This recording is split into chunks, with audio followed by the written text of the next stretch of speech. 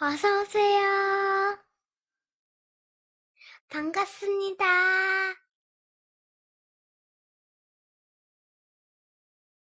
안녕하세요. 저는 서울 살고 있는 20대 후반의 남자입니다.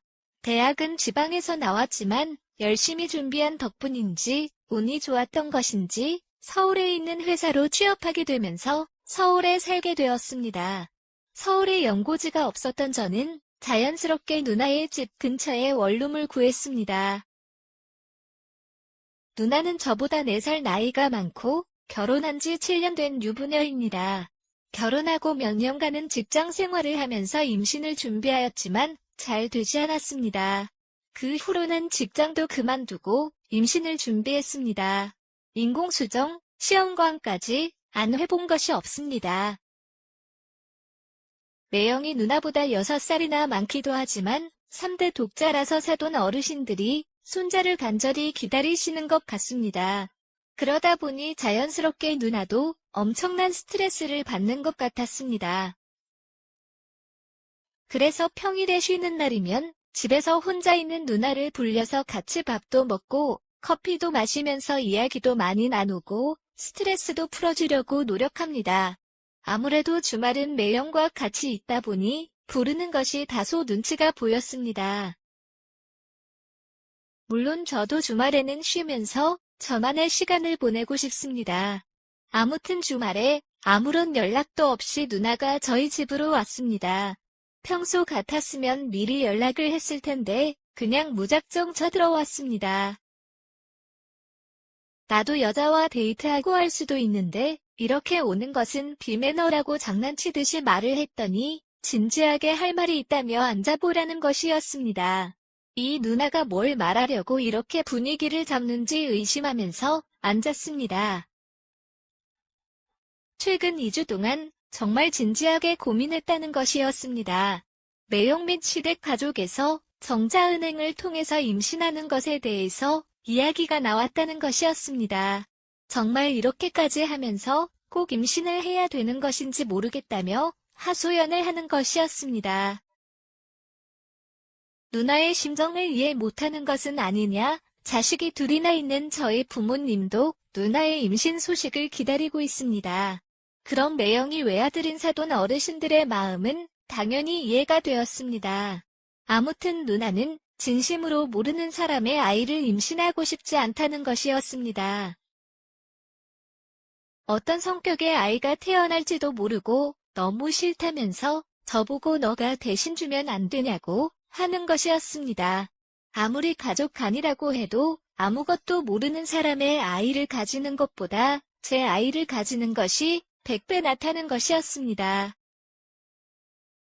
무슨 말도 안 되는 소리냐며 이상한 소리 할 거면 빨리 나가라고 현관문을 열면서 손짓을 하는데 문 밖에 매형이 서 있는 것이었습니다.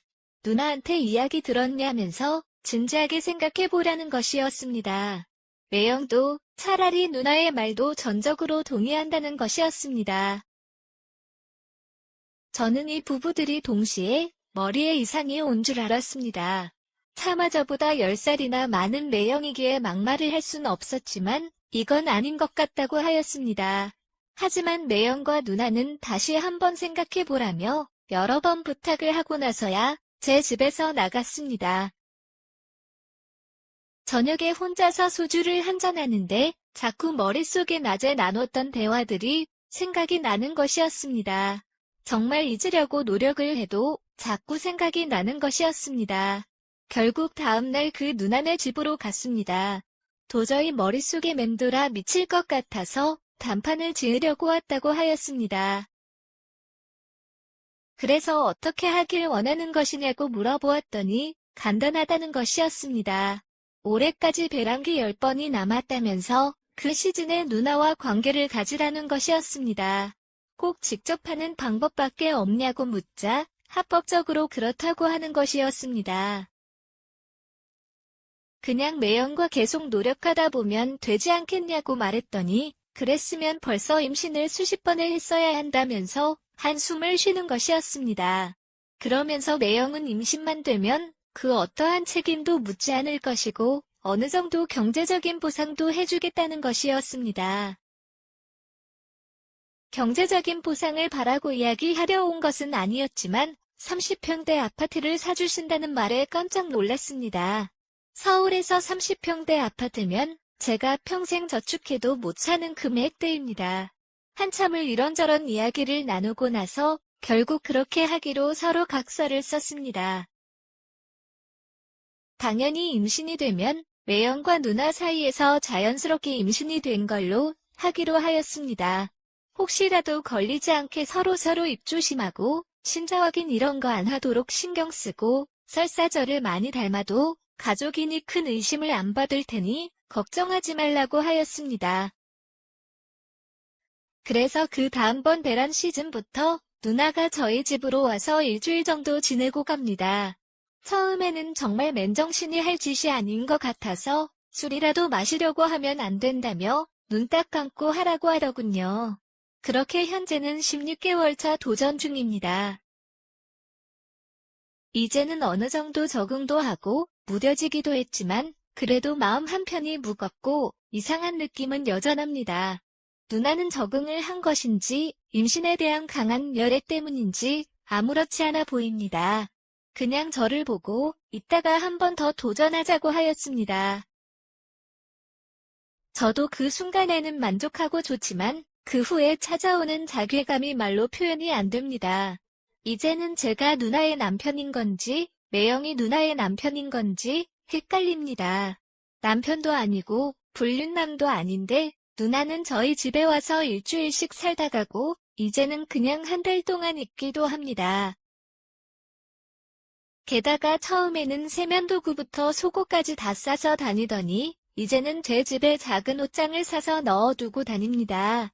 누구나 시간이 지나고 적응을 하면서 편한 것을 찾아간다지만 정말 이렇게까지 될 줄은 몰랐습니다. 한 달씩 집에 있다가 가는 경우에는 배란 시즌이 아닐 때도 가끔씩 합니다. 매형도 어느 정도 알고 있는 눈치인데 아무 말 안 하시는 것 같습니다.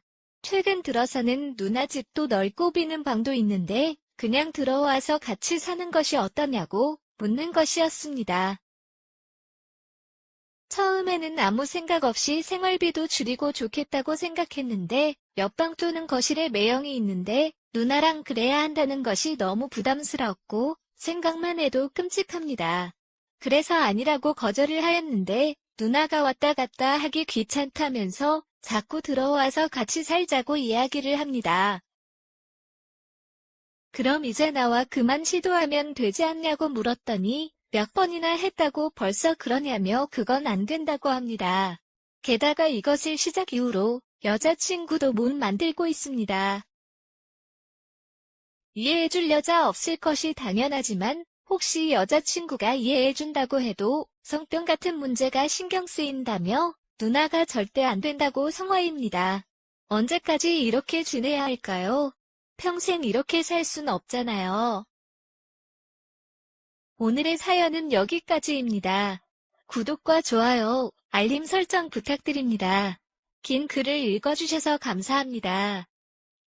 구독과 좋아요 꾹꾹 눌러주세요. 꾹꾹. 알림 설정도 꾹꾹 눌러주세요.